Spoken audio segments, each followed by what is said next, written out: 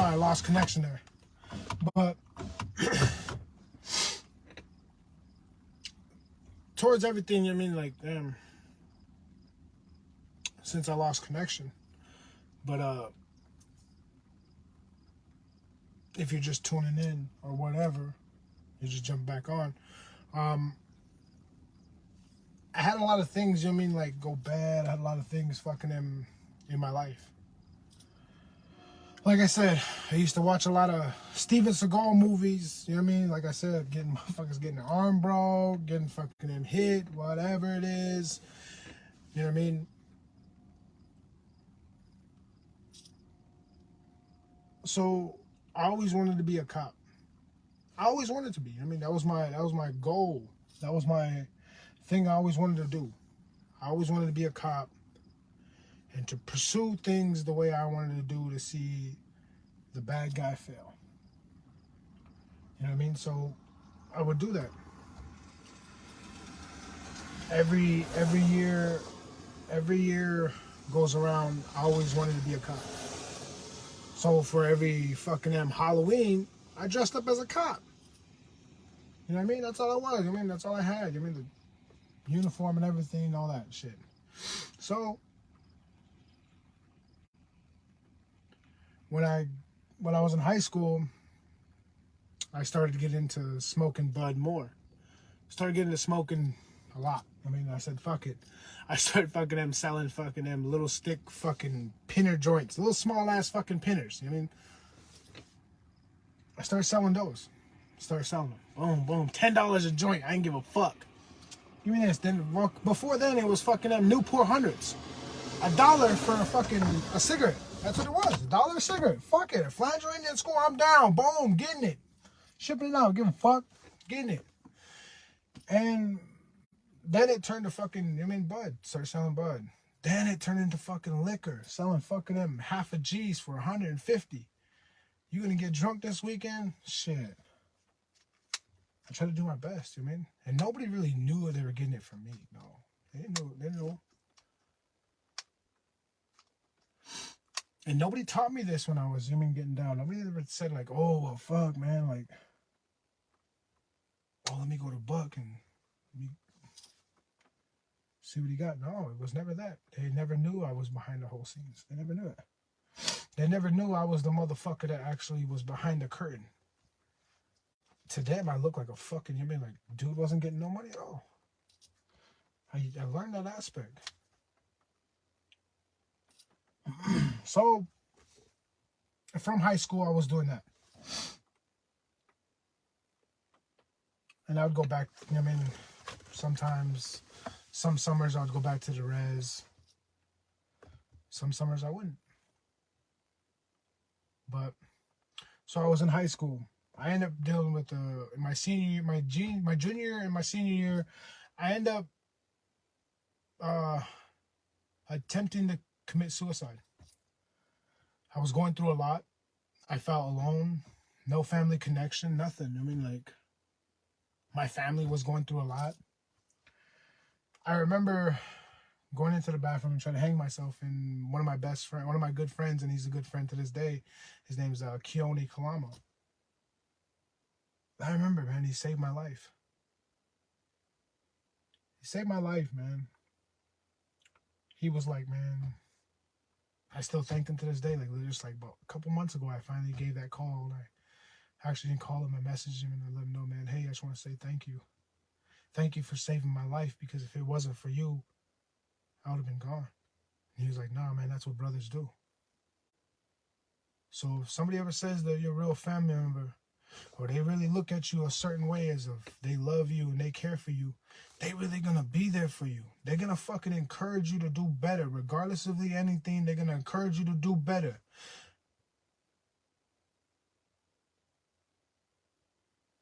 When I was on the streets, I never met that person. But, so that happened. I mean, going through fucking them. I graduated high school at 16. I don't know how the fuck I did it. Literally, I don't know how the hell I did it. I didn't cheat, didn't do nothing. I wasn't even that fucking smart. I ain't gonna lie to you. I was in motherfucking special ed classes, dude. I can barely fucking read to this fucking day. I can barely spell to this day. But I get shit done. But the crazy thing is, I still don't know how the fuck I made it through high school. I still don't know how I made it. It's fucking beyond me. Like, what the fuck? These motherfuckers just supposed to push me through. But I remember graduating at 16 from Flanger Indian School. From Flanger Indian School, I got my shit together. I started drinking that whole summer. I had a fucking party, all that shit. Got drunk, whatever. Did a lot of dumbass shit. And then finally applied for United Tribes Technical College. Applied to go for criminal justice. Now here's the kicker though. Here's the fucking kicker is that nobody told me that I could just fucking go to a police academy. Nobody didn't tell me that. I thought my dumbass forgot to ask questions and I just thought you had to go to college to be a somebody. I didn't think that you could just go to a police academy. I didn't fucking know that. So I ended up going to college. And I ain't gonna lie, I only been to class like fucking 8 times. I remember getting in trouble, you know what I mean? I remember getting fucking off the rip. The first night there, I got drunk. Met one of my good buddies, fucking Duran, one of my brothers, you know what I mean? He was like, bro, you can't stay in this room, bro. And I'm like, well, what's up, dog? He's like, man, you gotta move into my room. I ain't got nobody. I want no fucking lame room, bro. We've been together since fucking middle school, bro. You gotta come with me, because in middle school, I went to Circle of Nations in Wapaton. It's a Native American boarding school, or Indian boarding school, as they would say. But I went there, and I went to Flanger right after it. So, and Duran was there. And there was a few other guys that I went for real. There was like a group of us, like fucking went from CNS middle school to fucking Flanger Indian school. And it was a group of us, like, just going back to back. And it was either go to fucking Haskell or go to fucking United Tribes. I chose United Tribes because, hey, Bismarck's my hometown. I'm going to fucking Bismarck. I mean, fuck it. I had a lot of family. I didn't even look at it as hometown. I looked at it as, like, I had a lot more family there. That I wasn't really fucking connected with in the first place. But I had a lot of family there.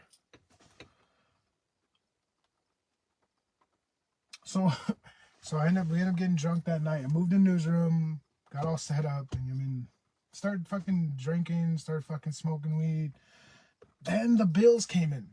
Financial aid didn't pay for shit. My tribe, Standing Rock, didn't fucking step in the way they wanted to step in, as I fucking wrote out a speech, a grant, an essay for them. And then when I call them to ask about it like a week later, they tell me straight up that, oh, they lost the paperwork. You lost the fucking paperwork? What the fuck you mean? That was the original copy. My dumbass forgot to make a copy of it. Sent it out like that. So, did all that, whatever.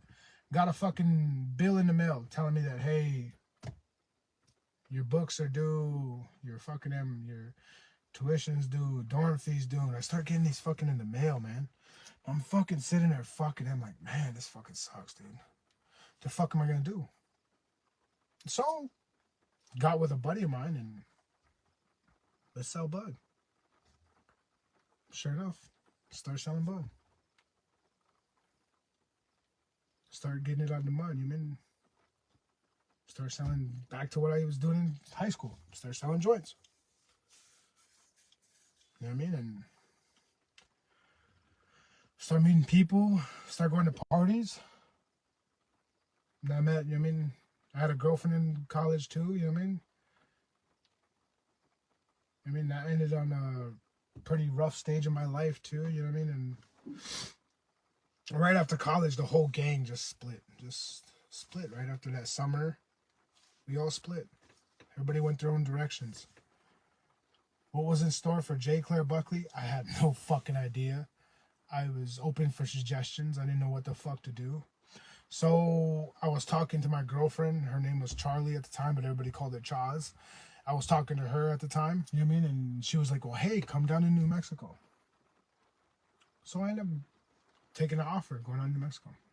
Leaving everything behind. Leaving my fucking family. Only one person knew where I was going.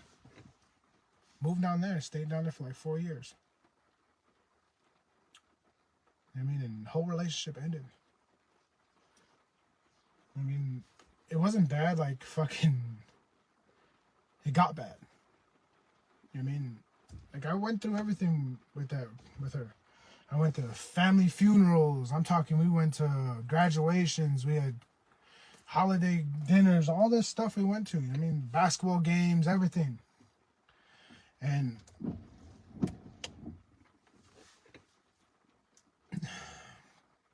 she got pregnant.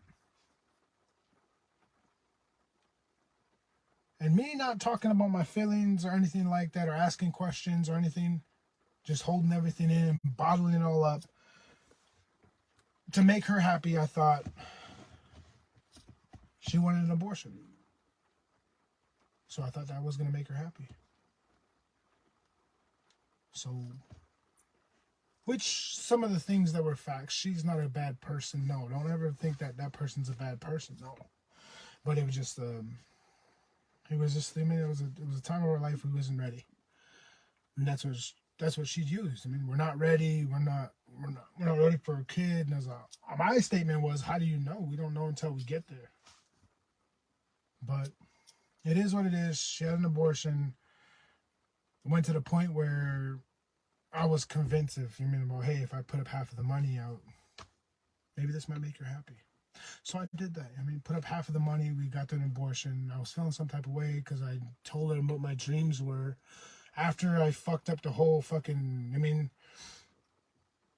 getting kicked out of college and everything like that, I thought my dreams were over, of trying to be a cop. So I ended up fucking him, just fucking it off. And just saying, well, fuck it, I always wanted to be a dad. I always wanted to be like my dad, to walk in his footsteps. But knowing that now, to this day, I can never be like my dad. Because I gotta walk my own footsteps. I gotta be my own man. So I end up doing dope. We end up going to this little gathering, and we were supposed to be going to catch horses, and end up wondering, like, hey man, we're out of bud. They said they were out of bud. So I went up there and asked them, like, hey, what you guys doing? Man, they're smoking without us. And they're smoking these big ass fucking clouds. Here I go, fucking them. Go up there and see what's going on. And they're like, man, we're smoking dope. I'm like, fuck, man. What is it? This and that. And they mentioned to me what it was. And they were like, man, well, hey, fuck it. Let's start getting high. Got stuck on it for like fucking 5 days, 6 days. I was in a fucking what the fuck it was, like a cabin. Like, it was just for hay. And they had like a fucking table or whatever, and they're made out of hay and seats around in the hay, and we're just sitting there smoking, fucking high. So I ended up fucking, getting high. Then it moved on from there, getting more high, then leaving fucking New Mexico just to go get more high. Got more high, moved back to North Dakota, got more high there, started getting high everywhere. Didn't give a fuck. The addiction took over. I didn't care about anything else. All it was for me was addiction. The drug fucking took over. It didn't matter what I wanted, nothing. The drug took over. So I moved around a lot. But a week after I left, I ended up meeting my baby mama. Her name's Nicole. I'm meeting Nicole. Met her at a party, never thought that she would ever go out with me. Next I see her at fucking at Diamond Z, the bar, and she's like, hey, don't I know you? And I'm like, no, I had my hood up. And I'm like, no, you don't know me. And sure enough, she takes my fucking hood and throws it over my head. She's like, yeah, I don't know you. We met at this and that party, whatever. I'm like, yeah. I was like, yeah. And she writes her number down on a napkin and gives it to me. She was like, give me a call sometime. Didn't think anything of it. Thought it was like literally a fucking. I went there to get a case of fucking Hurricane 40s. Literally, I ain't gonna lie to you. That's how fucking. That's how low I was. Like, got a case of 40s. We left. I left and fucking went back to my cousin out in the country. Got drunk. I'm coming to. Find her number, and I thought it was a fake number. My cousin June was like, man, only one way to find out. So I called it. Sure enough, it was her. Boom, we end up kicking it. Doing what we do best, and fucking she ends up saying that she's pregnant by somebody else, and then ends up saying that she's pregnant again after she so-called lost it or whatever, and then she fucking ended up getting pregnant by me, which I think, I mean, I don't know yet. I mean, I don't know I don't know the whole process of that. But she ends up having a daughter by me. It wasn't the best fucking relationship in the world. And so I end up fucking him, going through that, not really connecting with her, nothing, just treating her like shit. Treating her like a fucking piece of shit. Like didn't care about her feelings. And then I try to man up and like thinking like fucking buying flowers and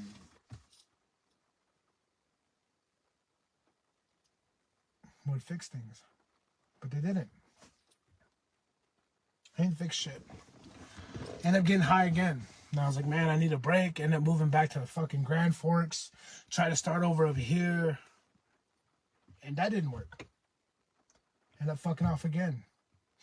Ended up going back to Bismarck. Try to start over.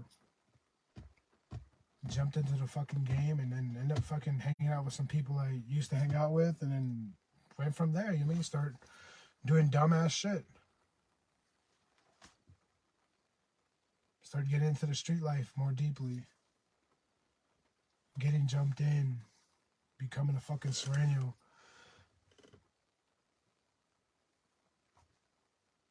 I'm thinking, man, I'm just a kid, man. I'm just a fucking kid, dude.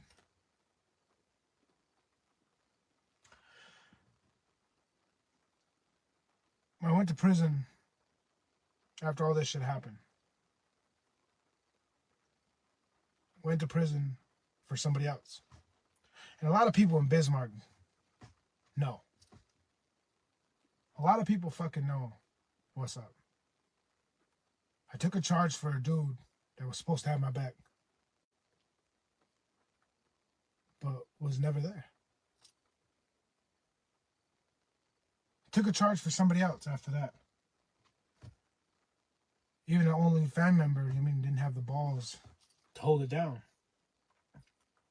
But that's the lessons of the game, you fucking learn lessons. You learn lessons that, that you don't fucking put your all into somebody. You don't put your fucking everything you believe in with everybody. You don't fucking do that. Just don't fucking... I had a heart in the game. You ask any motherfucker that's in the game, that was in the game, or knew me when they was in the game, that I had a fucking heart. That fucking Buck had a fucking heart for everybody. I was there for a lot of people. But nobody's ever gonna say it. Nobody's ever gonna fucking them say, hey, damn, bro, you was there for me, bro. Damn, dog, I love you. Nobody ever gave me that recognition, but I'm not looking for recognition. I don't care anymore. So, but that's how I was feeling at the time. Like, damn, fuck. I'm not blaming anybody for me going to prison. I'm not blaming anybody for the decisions I made, why I went to prison. No. When I got federally indicted, I didn't blame nobody. I blamed myself. Guess what? I had some fucking help, but nobody wants to hear me on the point of saying, oh yeah, these people over here fucking helped me out, put me in prison. No, they don't want to hear that. They don't want to hear the truth. They don't want to hear who they kicking it with or who they calling bro. No, these motherfuckers over here put me in prison. They put me in federal. They're the ones that helped me get indicted. No, they don't want to hear that. They don't want to hear it. So,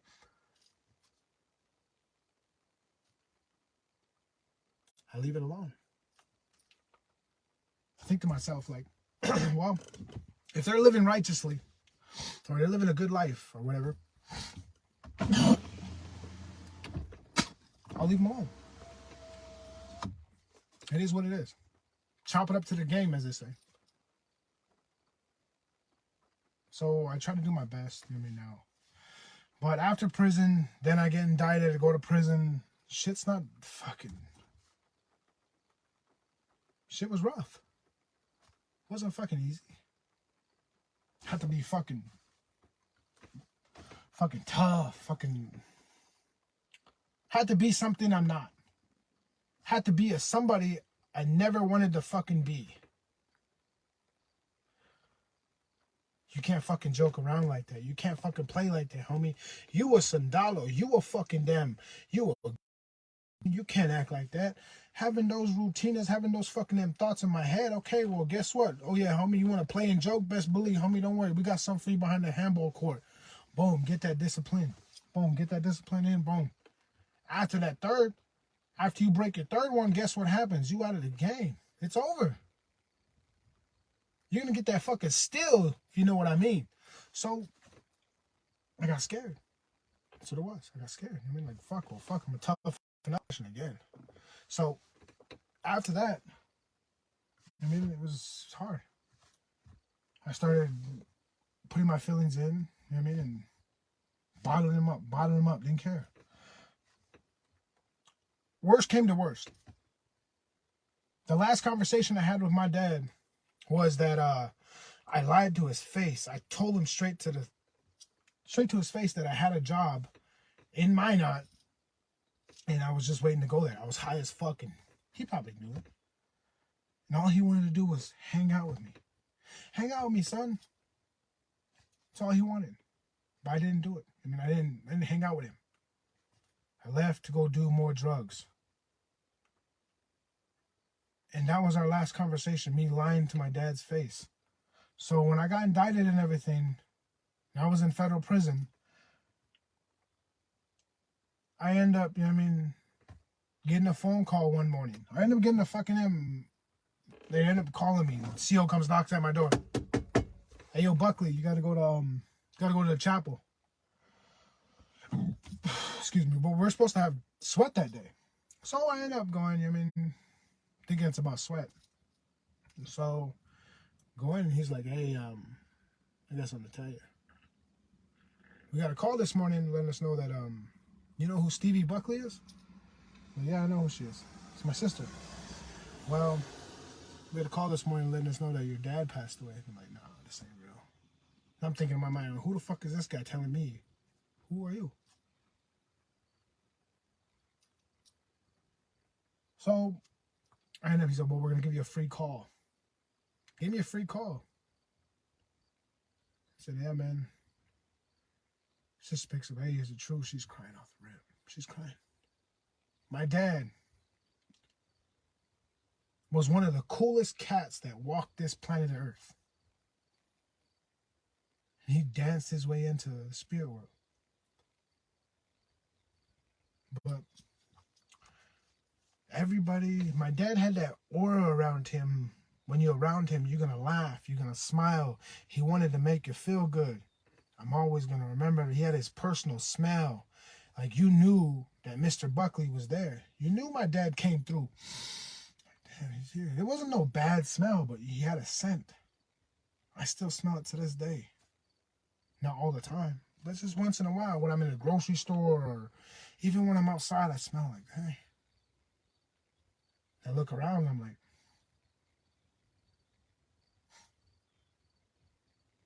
yeah. So when I got that phone call, I was hurt. I didn't know how to express my feelings. I didn't know how to tell anybody because it was prison, dog. You don't fucking tell anybody. You don't fucking let anybody know. You hold that shit in. You don't cry. You don't show anybody weak or anything like that. Because you do that, you're going to fucking be over and over and over and over and over again.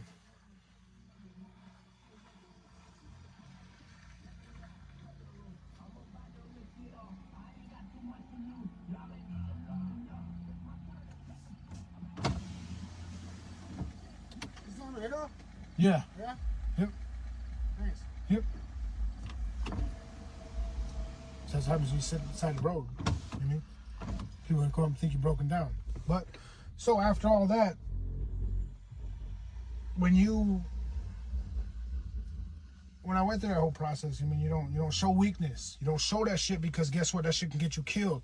They feed off of that shit. Not like they using you, this and that. No, they feed off of that shit. Get killed in a heartbeat.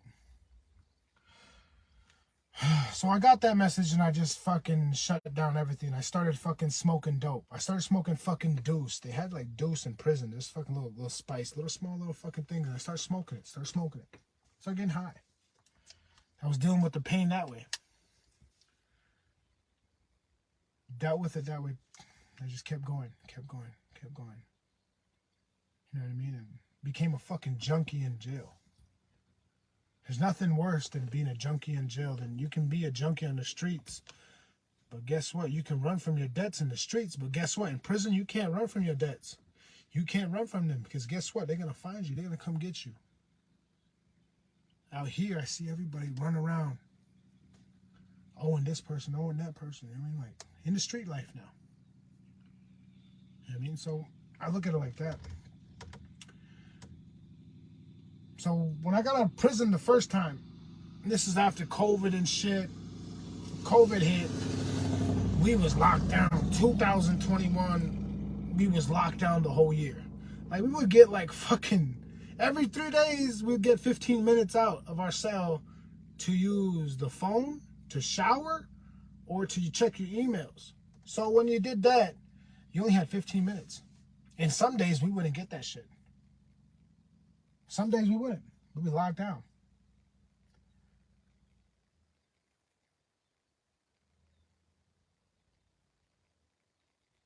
So when I got out of prison, I didn't even know I was getting out of prison the first time. Or the feds the first time. I didn't know. I heard a knock at my... Seal knocks on my door. Hey, Buckley.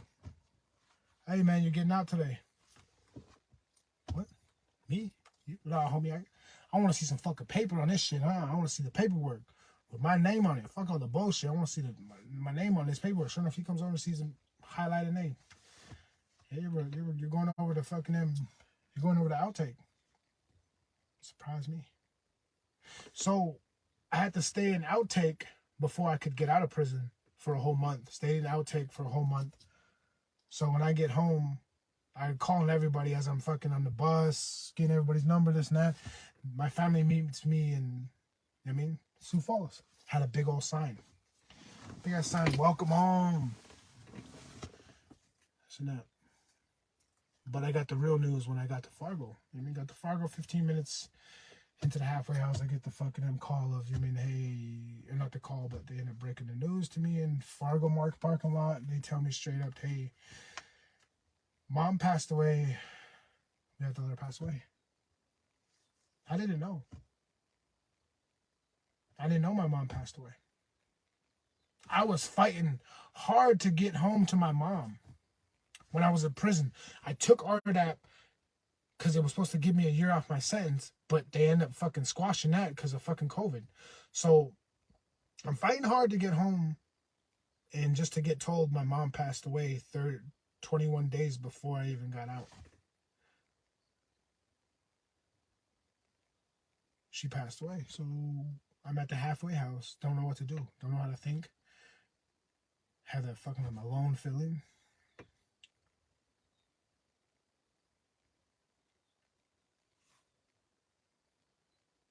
You know what I mean? And I love my mom dearly. I mean, like, fuck, I'm named after her. So it hit hard for me. So I ended up leaving the halfway house. Back to addiction. Back to using, because I knew that's what was going to cover the pain. I'm not no smoker. Nah. I like using needles. My biggest thing.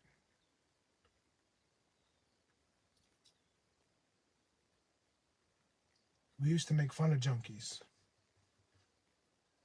We used to make fun of crackheads. But knowing the ones making fun of the crackheads and the junkies are the real junkies and the real crackheads. So I ended up going back to using. I ended up getting fucking another charge. Escape. Went back to prison. Got out next time. This time I got out. That was just last year. Got out. Trying to fit in. Trying to know one way to how to connect with my family. Trying to play catch up. There's no connection. It's kind of crazy how, you know, a whole puzzle, and you're just a piece of the puzzle, right? But it's crazy, you're a piece of the puzzle, but it's crazy how the puzzle don't even want you. The main puzzle don't want you to fit in where you fit in. The whole piece don't even want you. That's what I felt like. So I ended up leaving, doing my own thing, start fucking them, smoking bud, because I thought that's the way to fucking connect with my family, and it really wasn't. It wasn't. So I knew weed wasn't doing it. So I started fucking drinking. This is why I'm on probation. You don't fucking kick somebody out on probation from fucking prison and say, hey, yeah, you gotta check in, ooh, this and that. But to me, in my mind, I was free. But on fucking paper, I'm not fucking free. Kill that noise. I'm not free on paper. So I ended up fucking drinking and doing a whole bunch of stupid ass shit. And I knew that this limitation of these fucking drugs ain't gonna fucking help. I gotta go get what I know what I gotta get. I know that this drug over here is gonna fucking do it. This drug over here is gonna fucking stop the pain. So I did that. So I got it. I mean, I got the drugs I wanted. I got how I wanted to do it. Everything. Boom. Started back at it again. End up doing the same thing over again. It's a cycle. Doesn't matter. If you want to be part of that world, it's a fucking cycle. It's going to keep going. You keep fucking around, you want a different result. Guess what's going to happen?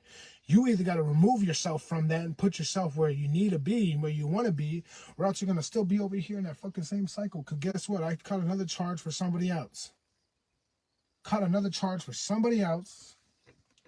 Thought I was going back, but nah. Ended up going to treatment. And there my recovery started. That's where I really wanted to change, was at Fargo Center. Start meeting people. One of the best people in my life that helped me, literally, physically, helped me and mentally to help me along this path of recovery for me was this girl named Allison. Boom. Helped me out more than anybody I ever knew. So she started helping me out. Got me into treatment.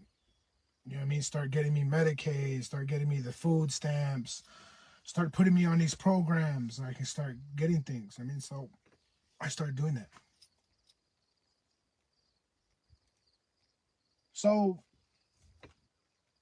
once I'm in treatment, even the first day, I ain't gonna fucking bullshit you. The first day I was trying to get out of there.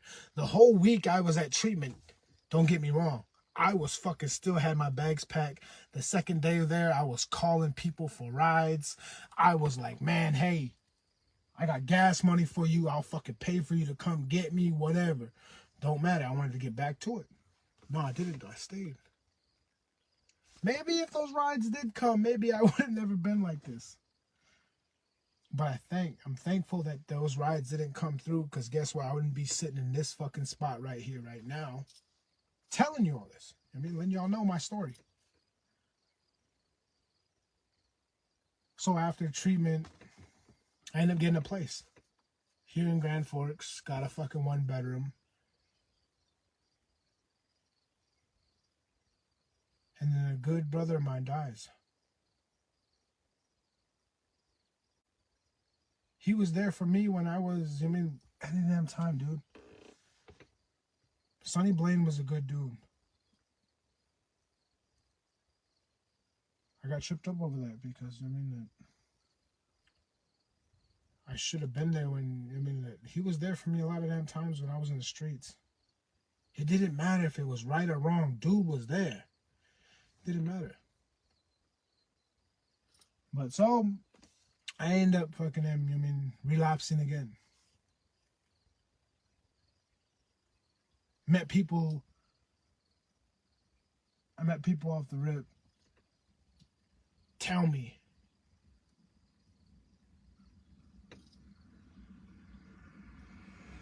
but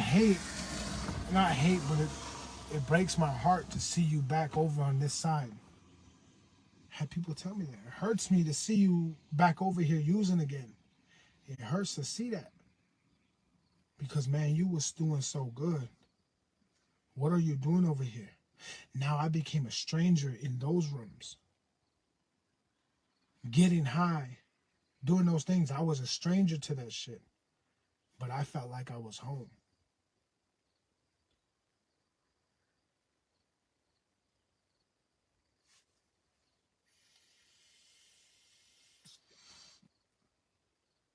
I used to doubt people. Every people that I see at meetings or anything that they'll be talking about a relapse, this and that. I always used to think I knew it all and tell everybody that, oh shit, I ain't gonna fucking relapse. I ain't gonna relapse. That shit's for pussies. That shit right there's weak. But guess what? I used to think about that about treatment. I used to think that was weak. I used to think about therapy. I used to think that was weak.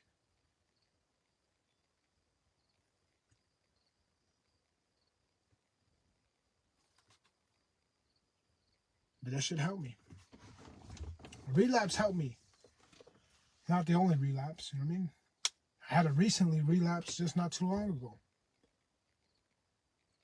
But it wasn't with, I mean, it was with drinking, you know what I mean?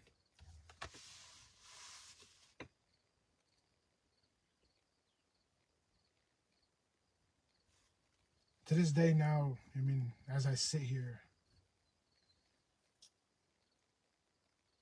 I ain't gonna lie. To this day, I still have a fucking fiend for alcohol. I can't go sit in a fucking bar without my fucking legs shaking. I can't go sit at a restaurant and know that there's a bar there without my legs shaking because I want to go fucking order a drink. But I know if I do those certain things, I'm going to lose what I have. And that's a family. That's everything I prayed for. That's everything I asked for. That if I do that, I'm going to lose what I have so much. I mean, I wasn't the best person out there, dog. I'm still making mistakes over and over, man. But I learned from the mistakes. Like my past relationship, dude. That shit was fucking them. I hurt that person. You know what I mean? I hurt that person.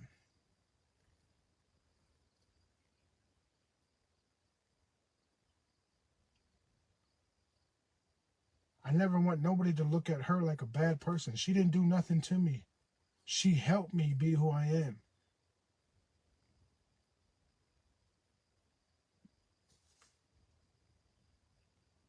One day I'm going to have to cross that bridge and actually apologize. One day. I don't know when, but one day it's going to happen. You know what I mean? But now that I'm in a relationship now with my girlfriend Lacey, it's different for me, man. You ever find that one person where you can actually truly be yourself around? Truly be you? And don't have to worry about judgment. Don't have to worry about anything. You could truly just be you. You can be goofy. You can laugh. You can smile. Talk about things that you're not really, like you're uncomfortable with people talking about. You know what I mean? Like, those are the things, man.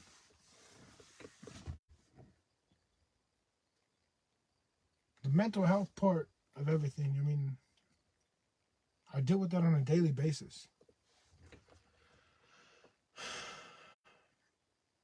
But I push them every time. I mean, the only reason why I started this podcast is because I want to hear other people's stories that don't get a chance to tell them. Because I don't know if you ever been to a meeting where there's a speaker meeting or not, but if there's a speaker meeting, you're always like thinking to yourself, like, damn, I can't wait to be that person. Well, I want to give everybody a shot on my podcast, that opportunity to tell your story. I don't give a care if you got 2 hours clean. I don't care if you got fucking 4 days clean. I don't care what your clean date is. I just want to hear your story. That's why I started this podcast. You mean the Lessons to Blessings podcast.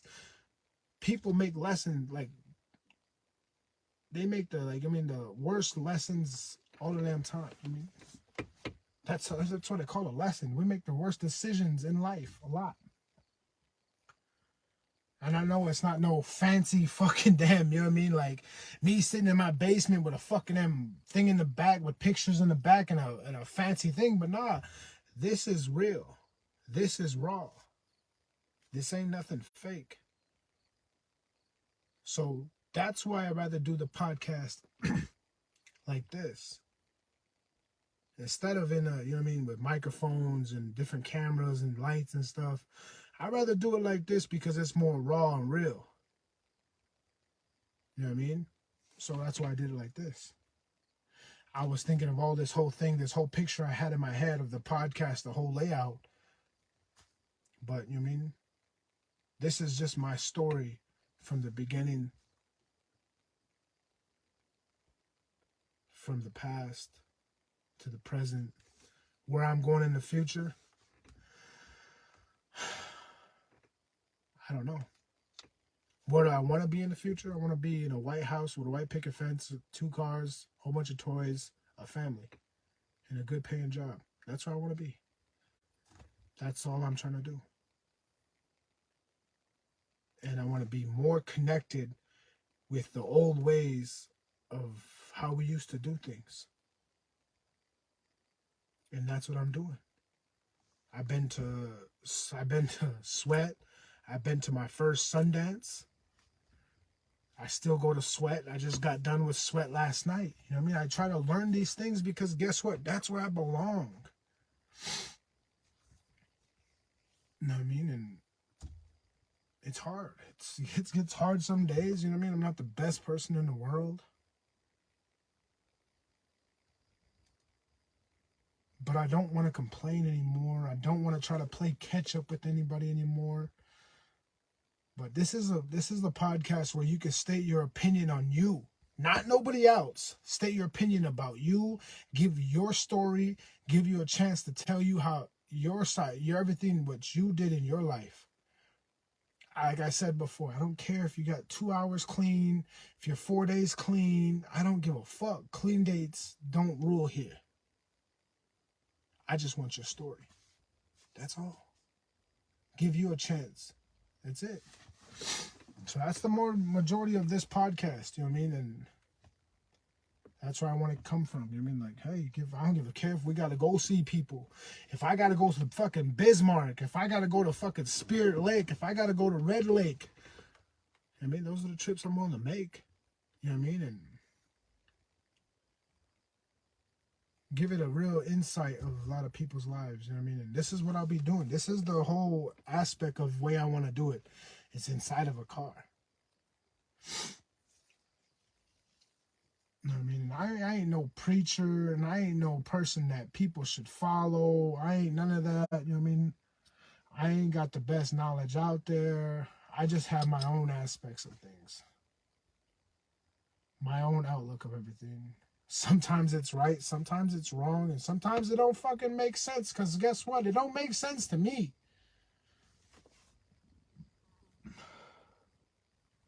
But that's a preview of my story. That's not a preview, but that's a majority of everything that I've been through. You know what I mean? How I became an addict was through trauma. And how I went through trauma was because I was innocent. I was an innocent child that had to go through trauma that led to an addiction. So guess what? That the do say is that the word of, or how they say it, the quote, or the saying they say is, you're a strong person because guess what? You went through hell.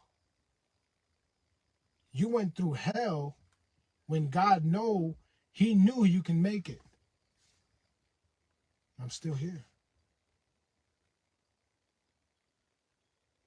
I used to go by a dumb saying. Nobody cares. My girlfriend proves everybody wrong. And a lot of people in my life that I call my brothers, my sisters, they prove that saying wrong too. Because if it wasn't for them, I wouldn't be here. If it wasn't for recovery, there would be no recovery.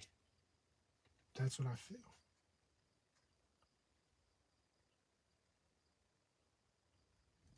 You mean I could try to have all the smartest sayings out there or anything like that, but I'm just a regular dude, just a humble man, trying to give everybody else an opportunity. to let me hear your story. That's all I want to do. With this podcast, it's about recovery. I can care less what kind of recovery you're in. You could have a broken arm. You can have a bad marriage. You can have a drug addiction. You can have, you're an alcoholic. Whatever it is, it's recovery based. That's what this podcast is about. To be more real with it. Ain't nothing rehearsed here.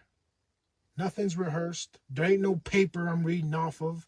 There ain't no things I'm not asking opinions from anybody. Nah, this is real. This is raw. I even got like a little fucking teared up about the whole story. It's kind of hard to go through those things. But if you're willing to participate in this podcast or anything, hit my inbox. Drop me a line in my inbox. Let me know. We can, get together, make up a time, make up a date, whatever, and sit down in a setting like this. We ain't sitting down in no fucking, no living room, no fucking coffee shop. No, we sitting in a setting like this. Because this is more better for the podcast. You know what I mean?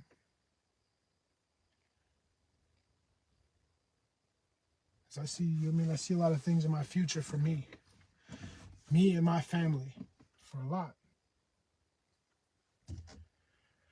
But that's the J. Claire Buckley story. You know what I mean? My story is always going to change because there's a lot of things that are going to be added in.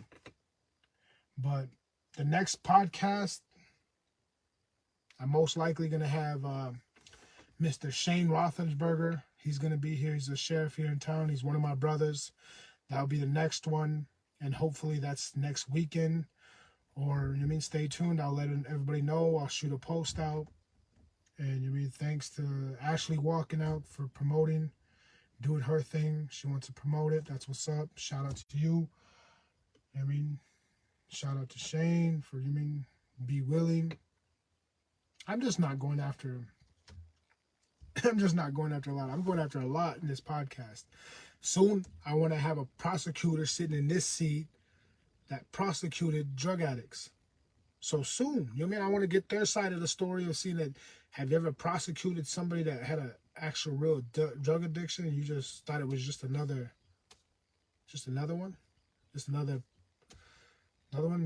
fucking how do you say it? Another case you won? You know what I mean? But I thank Shane, he's going to be coming through here in the next podcast. And hopefully we go bigger from here. That's all I hope for. I hope we have a lot more people tune in. It is what it is. But if you ever want to know the whole story, we got cut off there for a bit. There's a 2-part to it. So you got the first one, and you got the second one. So,